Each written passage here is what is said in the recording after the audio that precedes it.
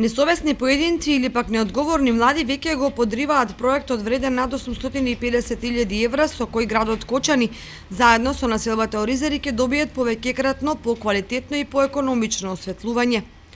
Се уште не наместени сите предвидени сијалични места за лед светилките, некој најверојатно мавајќи со камен веќе скршил 4 од монтираните.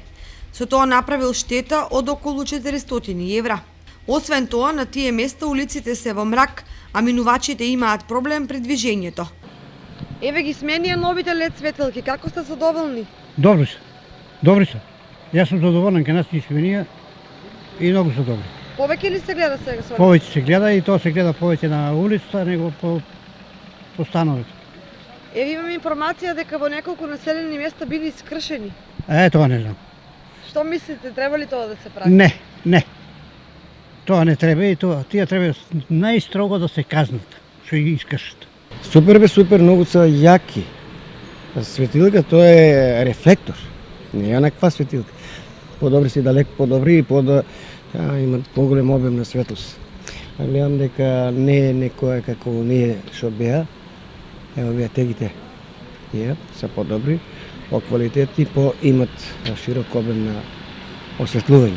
Супер, за мене се многу добри, многу ми се свиѓат и убаво изгледат и многу светат. Повеќе светат, така? Се повише светат, многу повише светат. Пред мене ка се працирарата, ја тука живеам и гледам, многу убаво светат и ми се свиѓа. Првите две сијалични места кои се искршени се лоцирани во непосредна близина на црквата во градба, во населбата Драчевик. Инаку деновиве привршува монтирањето на предвидените 3125 лед светилки, кој значително ја изменија ноќната слика во градот, бидејќи сега и возачите и пешаците се движат по осветлени и прегледни улици. Вториот ефект секако економскиот, бидејќи со новите светилки заштедата на струја се преполовува во споредба со претходната потрошувачка.